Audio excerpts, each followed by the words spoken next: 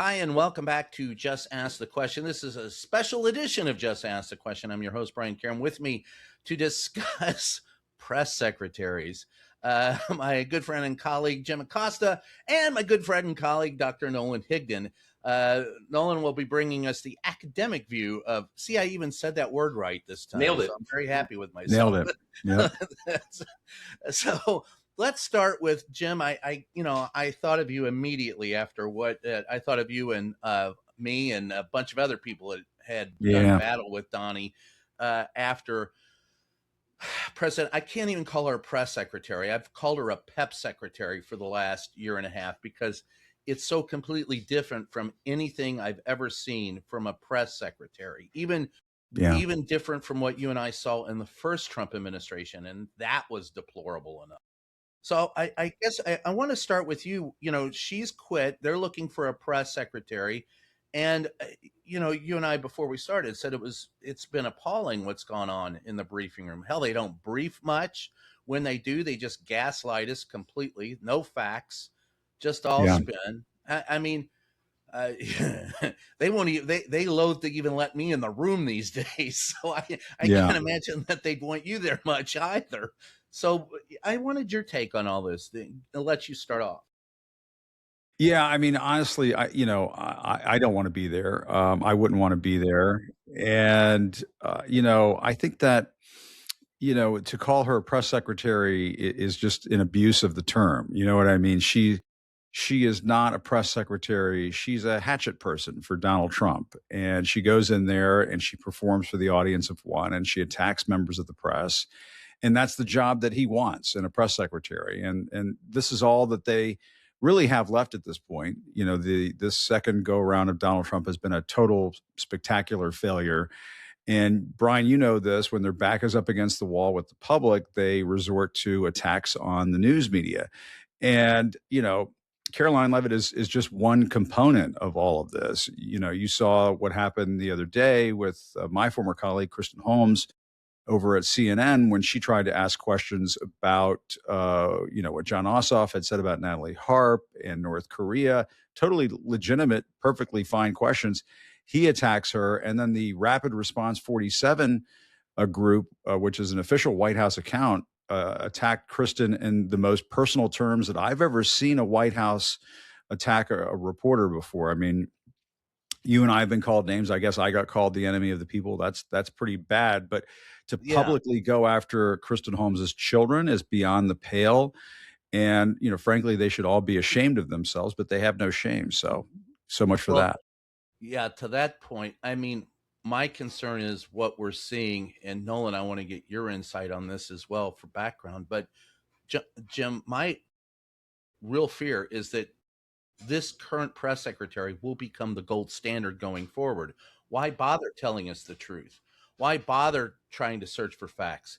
Just bullshit us. I mean, it is their job to put their best foot forward. But, as my mentor and, your mentor, Sam Donaldson said, hey, Brian, they're there to put their best foot forward. We're there to hold their feet to the fire and look for facts. But that's impossible if you can't get a decent answer or any information. And to your point, Jim, how many times has the president fired off on reporters this administration, and many times saying, what, you know more than I do? What, do you have information I don't have? Well, no, we're asking you about the war. That's why we're here. We're asking for the information. We don't get it.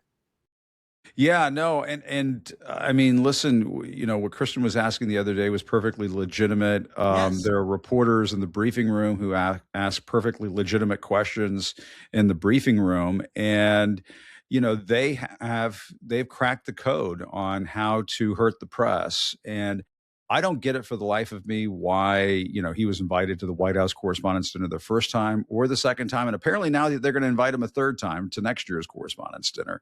And all they do is lie and obfuscate and attack the news media. I don't know why you would celebrate that. That's not a celebration of the free press. It's a celebration of Donald Trump's attacks on the free press.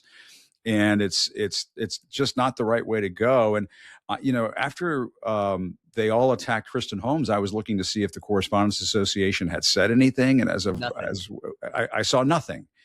And it's, it's so disappointing. I mean, it's just like, what are we doing here, people? Um, but Caroline Leavitt, when she does her thing as the press secretary or whoever comes next after her, they have no choice but to sort of fit themselves into the template that Donald Trump wants as a press secretary. He does not want the truth to be told to the American people. He wants the press secretary to go in there and give alternative facts, as Kellyanne Conway once put it. And he wants that red meat thrown to the Fox News audience of personal attacks on the press on basically a daily basis. It is how they rev up and animate their base. People need to understand this is entirely political, and they're just never going to stop doing that. So I was talking to a White House correspondent the other day who just left the beat and said he just didn't want to do it anymore because what's the point? They're not going to tell you the truth. They're not giving you information. That's not why you're there anymore, which is what used to be the traditional role of a press secretary. We've all seen The West Wing and things like that, where you file into the briefing room, you ask questions, and the press secretary might dance around and fudge you a little bit and that sort of thing. But there was sort of a genuine attempt to give people information. This is what the Health and Human Service Secretary is saying, and so on and so forth. And that's all completely out the window.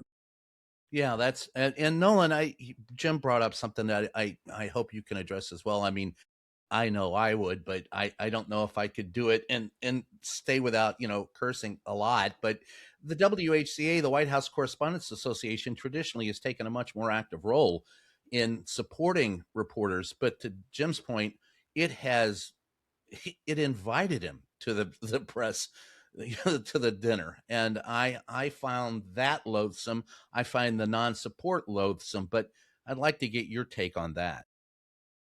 Yeah, I think a lot of things that Jim said there kind of struck me. That typically the role of the press secretary is to, one, correct the record if they think the press is getting it wrong, and two, to get their message out. That's traditionally what the role has been, but that really changed during the Trump era. Trump wanted to make it an adversarial role, and I think the problem with that, and why I'm a little skeptical of this being the gold standard going forward, is what we're seeing happen in the Trump administration. They keep talking to a smaller and smaller and day by day dwindling group of people. He's trying to message to his folks on Truth Social and Fox News. That's why you wanted to have a press secretary, was to get out to press who speak to people who maybe aren't your voters or don't know. And I see Trump going in the opposite direction with that. As far as the White House Correspondents' Dinner, I think, or the White House Correspondents Association, I think they increasingly felt awkward about the first Trump administration. I think the adversarial resistance role was good for a lot of news media outlets. But when he came back to power in 2024, I don't think they knew how to address it. And I think they're wearing kind of kids' gloves to avoid getting back into kind of a 2016 to 2020 framework that they had with the Trump administration. I don't think they think that adversarial role played well, given that the guy was reelected. I think that's why it seems somewhat hesitant to stand up for journalists when it's clear, violation of the relationship with what Trump did here with Kristen Holmes. All I can tell you is that if Helen Thomas were still involved in the WHCA, I don't think we'd be seeing this response out of the WHCA. But I'll just use one example, and Jim, you probably have others, but I will. The role of a press secretary then versus now.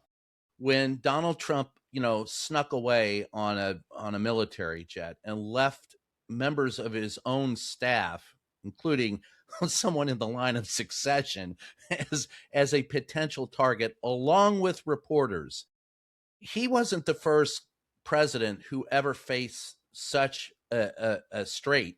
But he did something that no other president has done. When George W. Bush faced a similar problem after 9/11, he said, "No, I'm getting on, Air Force One, and the hell with it."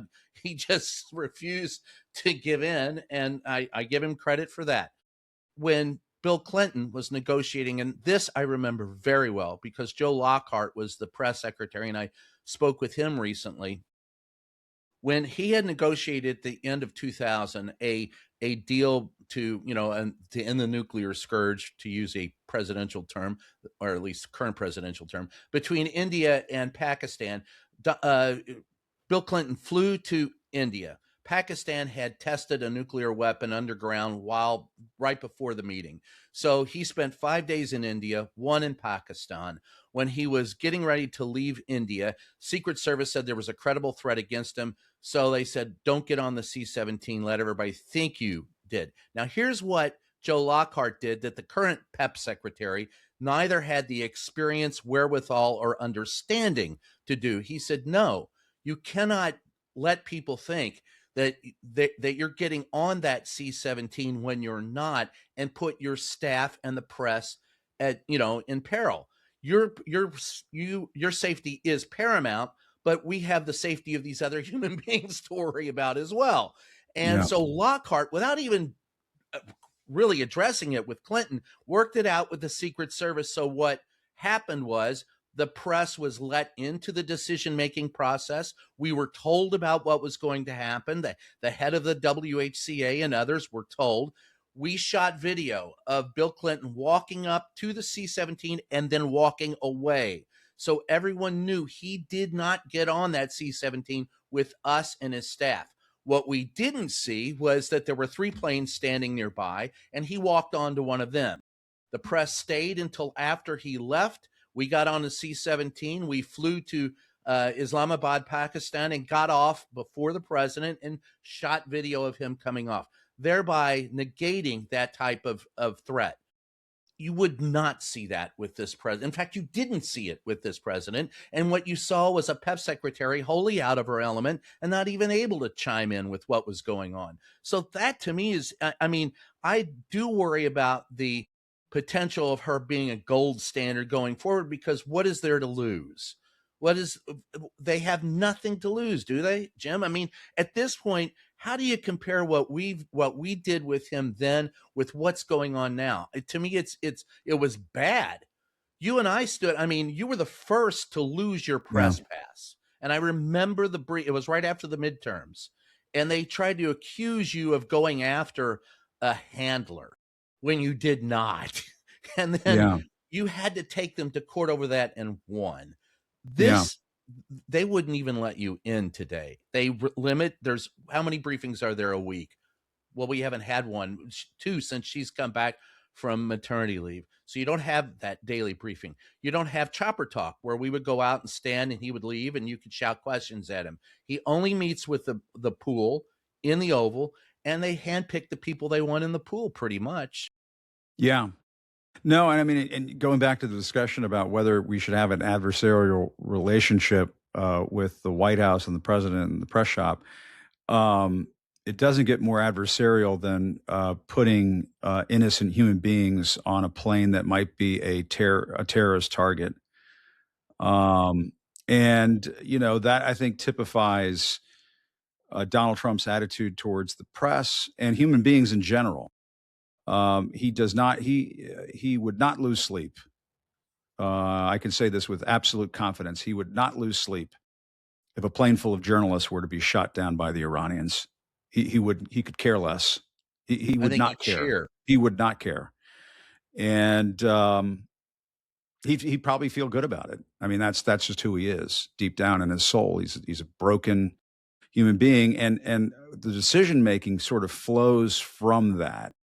And so it doesn't surprise me at all that they did this and that they put journalists on a plane like that, and knowing full well that, it could potentially be a target, and put him on a different plane. And, I get what you're saying, Brian, about what used to happen during the Clinton days and so on. And I think that's all well and good. I think that's what you would do in normal times, but we're not in normal times.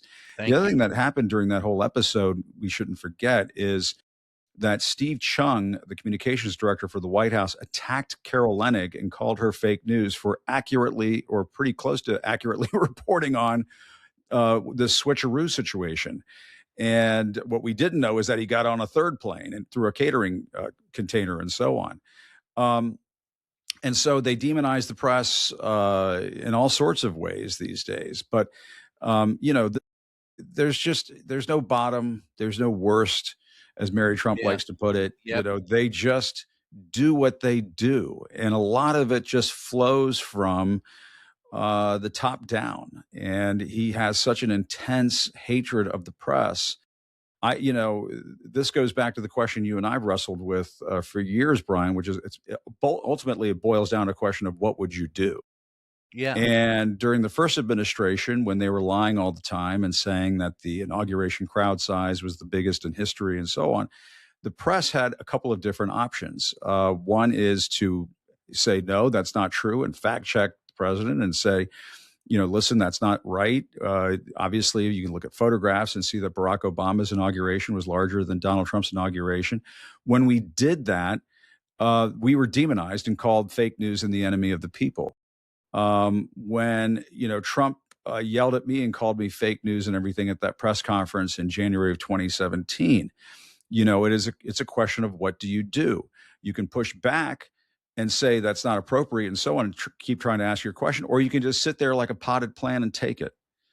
And yes, this time around, they've taken a less adversarial posture, but at the same time, I mean, the Associated Press was booted out of Air Force One and out of the Oval Office for refusing to call the Gulf of Mexico the Gulf of America. And, you have Donald Trump calling reporters piggy. And so, somebody tell me what the right answer is. You can take an adversarial role. You can take no adversarial role. He's still going to treat the press like shit and try to destroy the press in this country and have his FCC chairman go after broadcast licenses. So somebody draw me a picture of what the perfect special sauce formula is for dealing with these fucking people. And there is no fucking special sauce. The only thing you can do is do your goddamn job as a journalist and stop being scaredy cats who are afraid of your own shadow. That is the only thing. That is the only way to cover him. You have to cover him without fear, and you have to tell the truth to the American people. That's what they expect. What they really hate, I will tell you because I hear about it all the time, what they really hate is seeing reporters being called names and berated like that, and nobody standing up for one another. And the Correspondents Association not standing up for members of the press. People really fucking hate that. And yes, MAGA might like it if we're less adversarial and say, oh, please tell us another lie. Call us another insult. We would love, please, more, like Oliver Twist. Can I have some more, please? But the American people who consume the news don't want that weak ass bullshit. They don't want it. And so, it's just ABC the other day finally showed some guts and said, we're going to sue the administration over this FCC nonsense. It's not going to make you very popular with the administration, but if you want to be popular, go be a veterinarian. Don't be a journalist. Don't own a media company. It's America. We have freedom of the press. We have free speech, and we're allowed to report on the president of the United States in an accurate way when he's acting like an out of control crook. That's just how it goes. And I don't give a shit if somebody in MAGA doesn't like me. I don't give a shit if Jesse Waters does some segment on me. I don't care. It doesn't matter to me. And if CNN feels like, oh, Jim's too hot, he's got to get out of here, we're going to pressure him to leave, I do this. And I get to do my own thing. If people like it, they can watch. They don't like it, they don't have to watch. It's America. Isn't that a joy? Yes. and by the way, that's one of the best rants I've heard in a while, and I loved it. But it's entirely what bothers me most. My rant from what you just said, it bothers the living shit out of me that we don't back each other up. That's not how I was brought up. I was not brought up. When I walked into that briefing room, that's why this is called Just Ask the Question, because Helen Thomas told me, Brian, it doesn't matter what the hell what the answer is or whether they answer it, just ask the question, because then they cannot say that it's not been put on the record. And I will say, Brian, that the treatment of the press was bad during the first term. Yes. But it was not as bad as it is now when we were more adversarial. Exactly. So for folks who are like, don't be adversarial, no, you fucked that up. You did not get the question correctly. You got it bass-ackwards. The correct posture is to be adversarial and be tough sons of bitches with these people. That is the only way to do it. And yes, they called us names and things like that, but they weren't trying to take our broadcast licenses away. Right. They weren't kicking us out of the press pool. They were. Well, they tried with you and me, and it didn't work too well. But right. But the answer is to throw. Back. The answer is to throw them a goddamn dinner and clink champagne glasses with Stephen Miller? The American people want to see that? No. I don't think so. Oh, I would bet good money that the American people don't want to see that. MAGA wants to see that. yes. People in MAGA who are brainwashed by Fox and other similar outlets want to see that. And I feel badly for them that they've injected this poison into their veins. But that is not what the American people, by and large, want to see. Well, they both may not like us, but also rely on us for important information. That is how it works. There's just, build me a better mousetrap. I'm all ears, but there's just no other way to do it, it seems to me.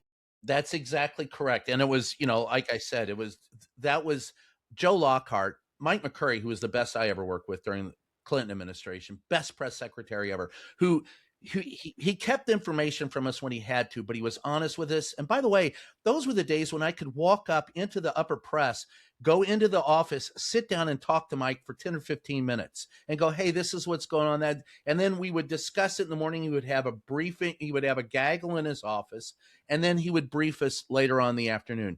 There is a reporter I know, and you know as well, Jim, and we won't mention it here, who is out trying to do an article about is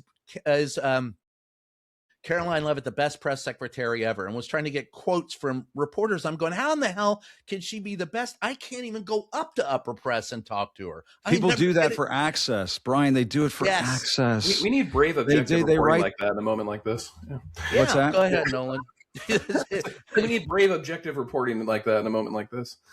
No, I was going to say that I think a good example of what Jim was saying there too reminds me of Kaylin Collins.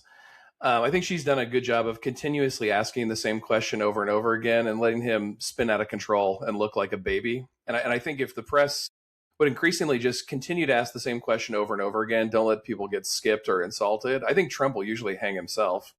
It seems to me when they're competing against each other, asking different questions, that's where Trump kind of can run the room. Well, as Lockhart used to tell me, he said, Brian, I knew I was in trouble if you started following up on each other's questions. If Jim asked a question and it wasn't answered, and then Brian would go, hey, wait a minute, you didn't answer Jim's question. And then, April Ryan would show up and go, hey, you didn't answer his question. If you had 3 or 4 people doing that, Lockhart would go, I'm in trouble. And that's when they would call on the Presbyterian minister who sat there and used to ask questions about Bigfoot. That was their safety release valve. That's when you knew. That's right. But such a nice guy. He was such a nice guy. Yeah. I don't know what happened. He was such a nice guy. Yeah. He was very nice. He had the newsletter or whatever it was. Yeah.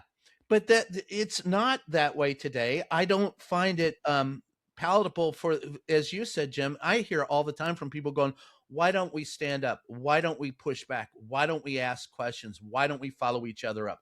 And not only do we not do it, but to your point, I would not even want to, if Donald Trump won't sit down and talk to me in an interview, why the hell would I want to go to a dinner with him and have him make fun of me? Yeah. What's the point of that?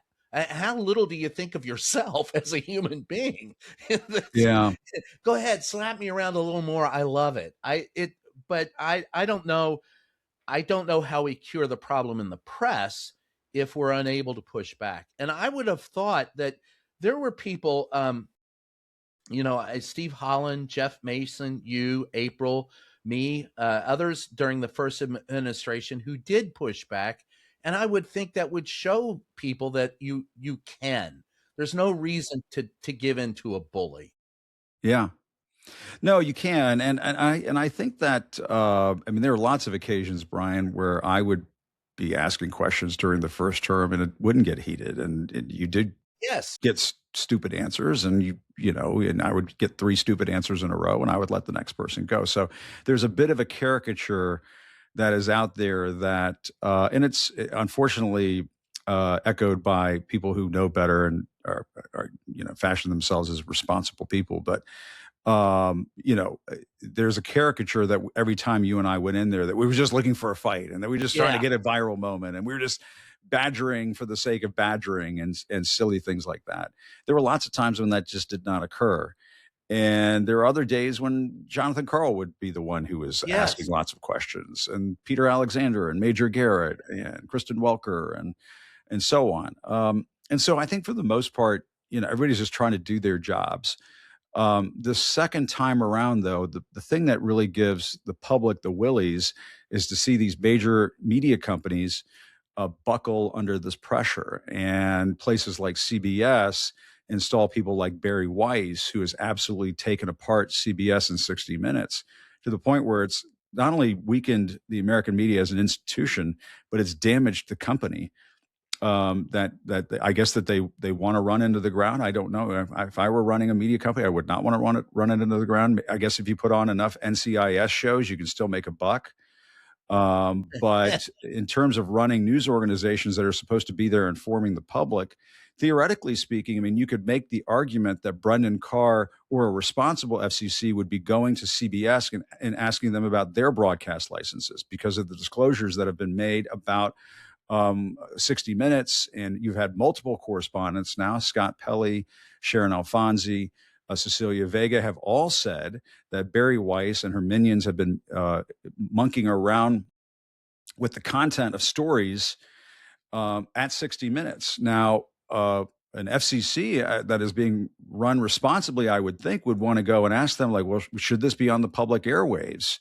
If you're injecting a political content into a 60 Minutes piece for the sake of injecting political content, I mean, that to me would be maybe a more useful endeavor for the FCC. But right now, the FCC is run by people like Brendan Carr, who would rather have a system like they have in Putin's Russia, where the oligarchs control the media, and the government, through their connections with those oligarchs, inject into stories the content that they want the public to absorb. And it's not a free democratic society that we know of when you have that kind of situation emerge. Well, Nolan, to that point, what's your concern as an academic about going forward the value of the First Amendment, and of course, the free speech aspect of it, but billionaires owning, pretty much every means we have of finding out information, and it isn't just it's not just corporate media. I mean, billionaires own what most of the major streaming platforms that we independent journalists use. So, I mean, there's a threat there as well. It's a little more diffuse, but that's your bailiwick. You're on. Yeah. They have so many names for the oligarchs that own the streaming services, the FANGs, et cetera. But your question reminds me, I think it was AJ Liebling who said, freedom of the press is guaranteed only to those who can own one. Yeah.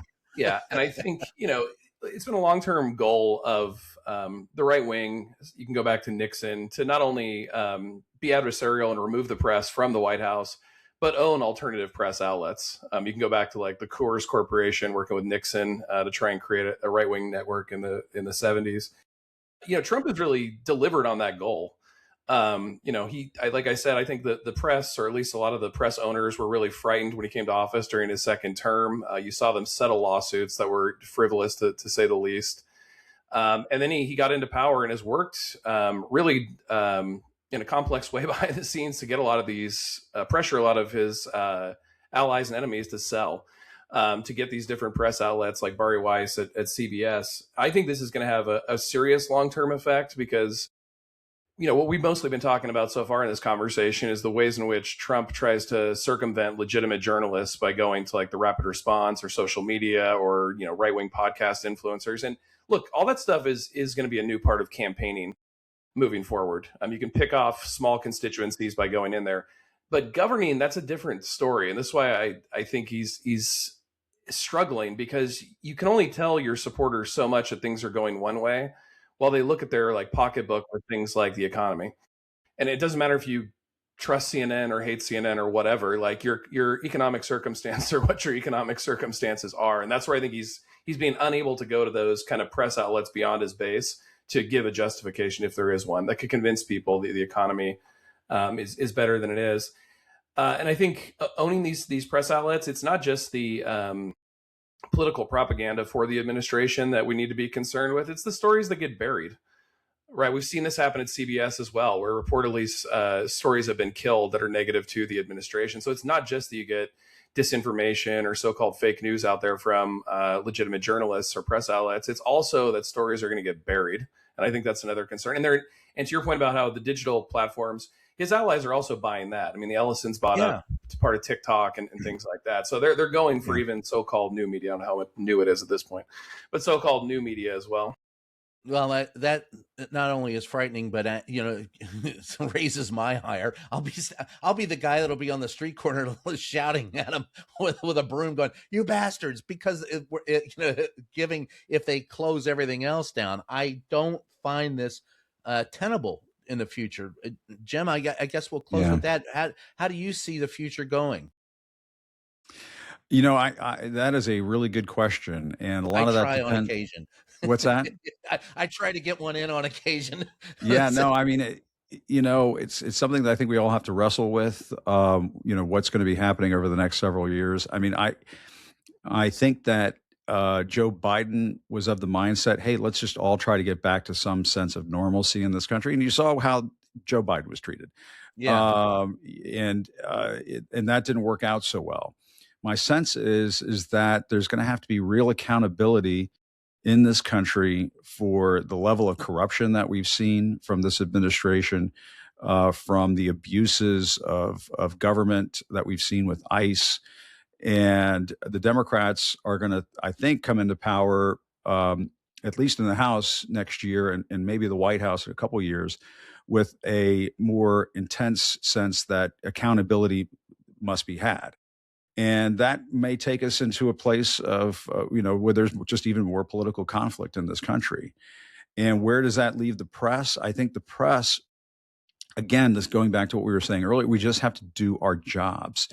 And yes, there are going to be people who are very partisan on either side. And you're going to have, Fox, because somebody is just trying to do their job as a reporter, Fox and their like, they will accuse those journalists of being partisan or trying to score points for, clicks and your viral moment, moments. And it's just that stupid shit. Like, they don't do that at Fox. Give me a break. That's all they do. I sort of like Laura Ingraham the other day was going after John Ossoff for his makeup. And I'm thinking to myself, your daddy is the guy that packs on more powder than a Eastern European whorehouse.